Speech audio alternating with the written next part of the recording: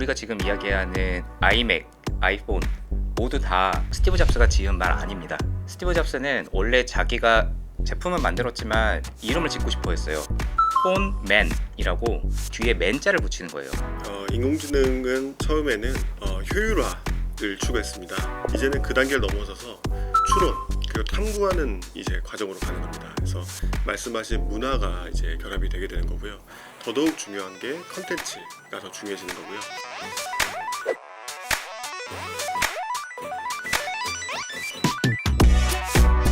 우리가 스티브 잡스를 사랑하는 이유. 네, 오늘은 바로 이 주제로 이야기를 좀 나눠볼까 하는데요. 그래서 제가 오늘 잡스를 좀 생각하면서 비슷한 스타일로 좀 입고 왔어요. 아직 청바지까지 이렇게 맞춤으로 한 것 같습니다. 그리고 또 오늘 특별히 페르소나 AI의 유승재 대표님과 윤석주 이사님 또 잡스를 사랑하는 마음으로 이렇게 우리가 지금 인공지능에 대한 이야기를 하고 있잖아요. 근데 스티브 잡스 이야기 왜? 라고 이렇게 의아해하실 수도 있는데 그 이유에 대해서 좀 간단히 설명을 해주시죠. 우리가 그 인공지능이라고 하면은 엄청난 생각하는 존재 그런 것들을 인공지능으로 많이 생각하는데 사실 인공지능이라는 거는 계산기도 인공지능입니다. 네, 어떻게 보면은 인간을 대신해서 지식을 모방하고 필요로 하는 역할들을 해주는 자동화된 그 기계이거든요. 그리고 우리가 많이 쓰고 있는 두 번째 인공지능 중에 하나가 바로 컴퓨터, 그 또 하나가 핸드폰입니다. 그래서 그 두 가지를 만든 게 바로 그 스티브 잡스입니다. 그래서 최초에 개발을 한 사람은 다른 분이지만 이것을 새롭게 재탄생했죠. 그래서 우리가 스마트폰이라는 건 이렇게 쓰는 거야 라는 새로운 그런 가치를 만든 게 이제 스티브 잡스이기 때문에 그런 측면에서 우리가 AI 하면 빼놓을 수 없는 사람이 바로 스티브 잡스다라고 생각합니다. 왜 그 스마트폰 그중에서도 애플을 쓰게 되면 다른 걸 쓰지 못할까? 저는 이걸 생태계라고 표현을 하고 싶어요. 스티브 잡스가 살아있을 당시의 상황을 생각해 보면 잡스는 처음부터 현재와 같은 이런 IT 기기들 또는 소프트웨어 생태계의 주도권 싸움을 생각을 하고 이거를 시작을 했을 것 같지는 않습니다. 잡스라는 사람의 일대기를 쭉 살펴보면은 사실 잡스는 굉장히 평가가 엇갈리는 그런 사람이기도 한데요. 정말 제가 이 부분에 대해서 우리나라 사람들이 꼭 닮았으면 좋겠다라고 했던 부분은 잡스는 무언가 독창적으로 개발한 게 아니라 기존에 있던 것들을 잘 조합해서 기존의 사람들이 생각하지 못했던 방법으로 사람들이 좋아할 만한 제품을 세상에 선보이는데 굉장히 능했습니다. AI는 어떤 생태계를 갖고 있느냐라는 질문을 좀 바꿔서 이야기를 해봤으면 좋겠는데 질문을 드리기에 앞서 세 가지 키워드로 좀 생각을 해봤으면 좋겠어요. 첫 번째는 실체, 두 번째는 관심, 세 번째는 확장성. AI는 어떤 세계관을 갖고 있나요? 를 AI는 눈에 보이는 건가요? AI는 사람들이 관심을 갖고 열광하나요? 아니면은 AI는 우리가 기존에 갖고 있던 다른 제품과 연결 가능성이 있나요? 라는 식으로 생각을 하게 되면 AI가 마치 스티브 잡스가 애플이라는 회사를 통해서 정말 사람들이 관심을 갖고 열광했던 그런 제품처럼 우리 삶에 AI가 다가올 수 있는지에 대해서 다시 한번 생각할 수 있을 것 같습니다. 궁극적으로 그 인공지능이 만드는 것 뗄래야 뗄 수 없는 어떤 문화를 만드는 거라고도 생각이 좀 되는데요. 현재 AI 발전이 문화를 만드는 수준까지 도달하고 있는지 여기에 대해서 좀 어떻게 생각을 하세요? 인공지능은 처음에는 효율화를 추구했습니다. 그러니까 얼마나 빨리 해주는지, 얼마나 많이 자동화시켜줄 수 있는지, 그 다음에는 개인화로 넘어갑니다. 그래서 각 개인에 맞게끔 어떻게 보면 공통적인 AI가 아니라 나에게 맞는 서비스 그리고 나의 어떤 업무를 도와줄 수 있는가 뭐 이렇게 발전했다면 이제는 그 단계를 넘어서서 추론 그리고 탐구하는 이제 과정으로 가는 겁니다. 그래서 말씀하신 문화가 이제 결합이 되게 되는 거고요. 그래서 특히 초거대 언어 모델이나 생성형 AI가 나오면서 더더욱 중요한 게 컨텐츠가 더 중요해지는 거고요. 그래서 이제는 기술이 없거나 뭔가 부족해서 못한다기보다는 AI 자체가 대중화되고 범용적이어져서 개발을 모르는 분들도 누구나 쉽게 이용할 수 있게 됐고요. 오히려 그 안에 어떤 컨텐츠가 어떤 문화가 있는가 그리고 우리 기업의 문화 그리고 나 개인의 어떤 문화 철학 같은 것들이 더 중요해지는 그런 시대가 된 것 같습니다.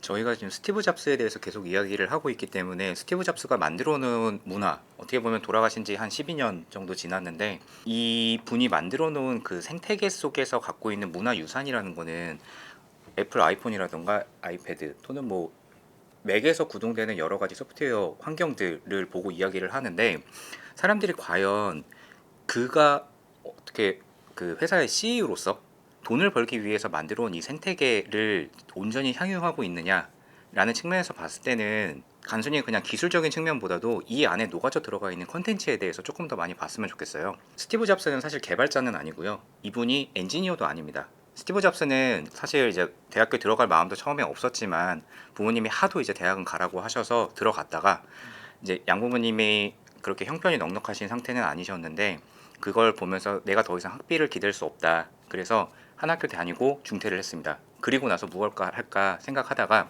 그러면 나는 청강생으로 학교에서 수업을 들어야지 라면서 들었던 수업이 캘리그라피 수업이었어요. 글자 하나하나가 갖고 있는 폰트의 미학이라고 할까요? 그 부분에 대해서 굉장히 많이 탐구를 하고 고민을 하고 본인만의 철학을 만들어 나갔던 것 같아요. 그리고 나서 그 이후에 애플을 설립하게 되면서 컴퓨터 안에 또는 그 제품 안에 자기가 만들어 놓은 자기만의 세상을 제품을 통해서 세상에 구현해내고 싶었던 거예요.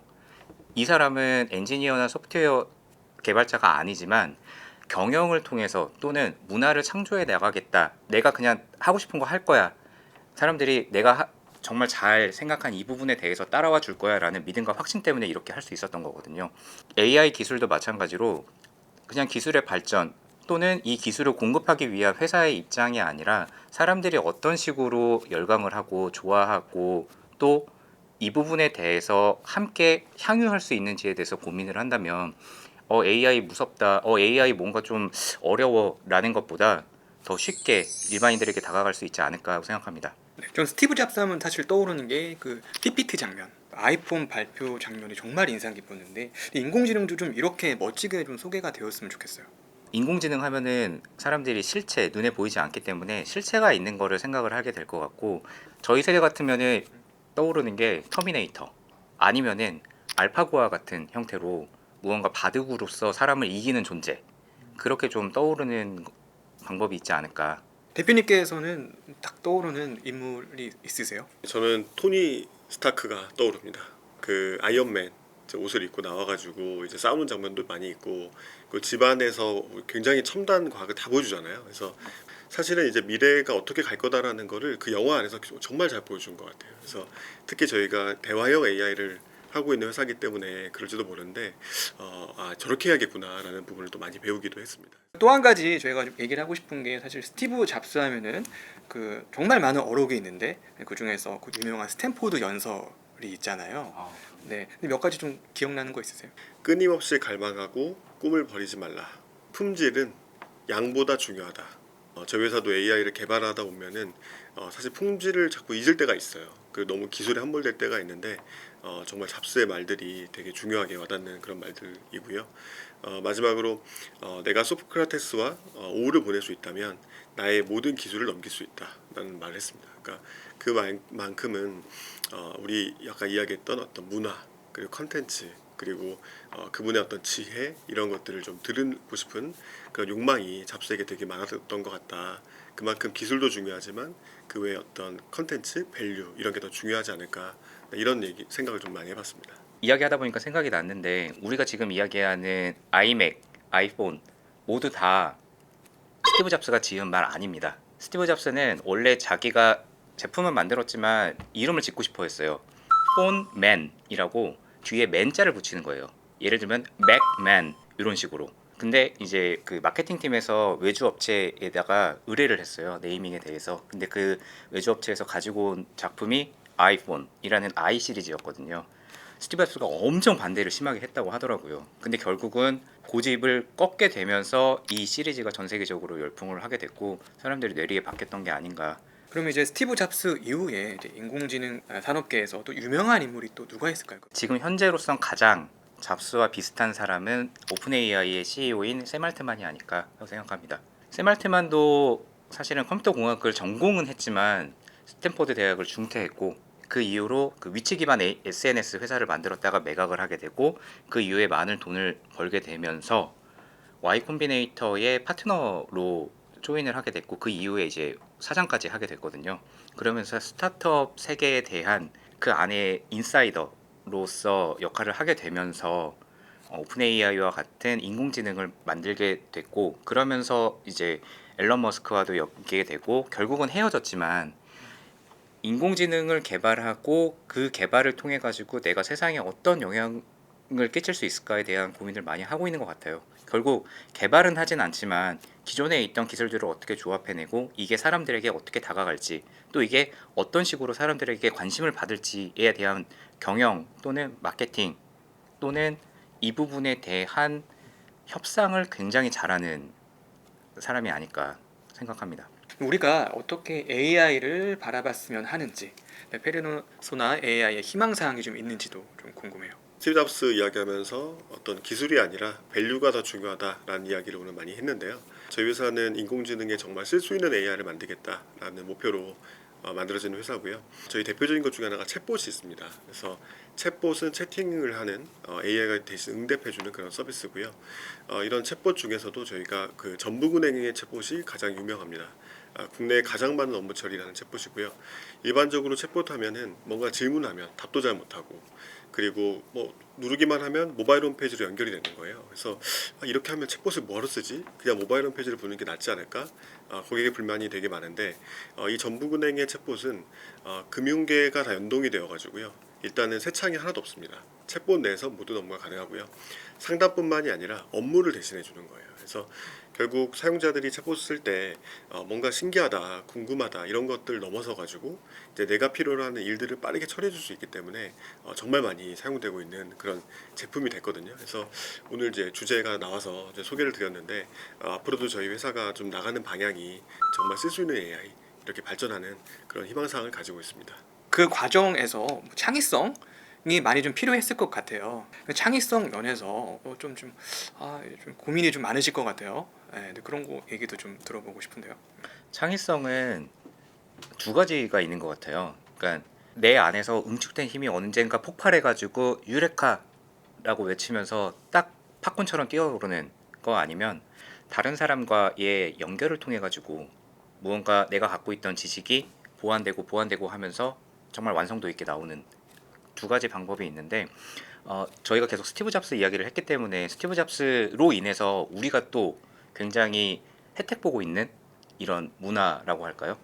그러니까 하나 더 소개시켜드리고 싶은 게, 마블 영화를 우리가 볼 수 있었던 거는 사실 스티브 잡스 덕입니다. 스티브 잡스가 무언가 투자를 했거나 한 게 아니라, 스티브 잡스가 처음에 애플을 세우고 나서 애플을 경영을 하다가 워낙 괴팍한 성격 때문에 쫓겨나거든요.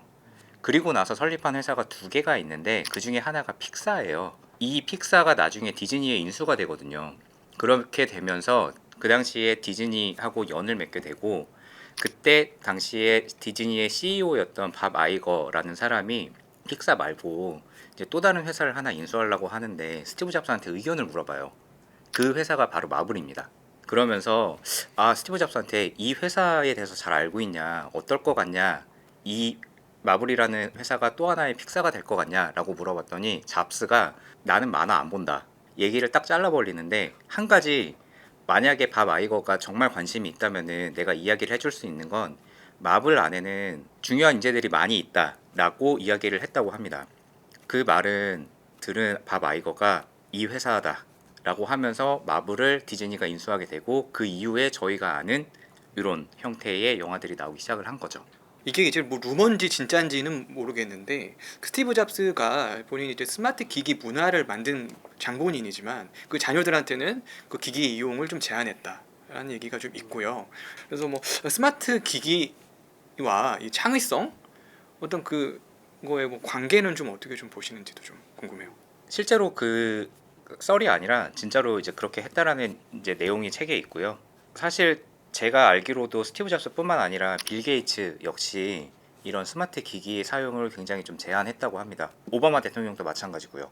이유는 명확합니다. 스마트 기기가 우리에게 주는 편리함은 분명히 있지만, 스마트 기기로 인해서 사람의 생각이나 철학이나 이 사람이 가지고 있는 가치관이 커지는 건 아니거든요.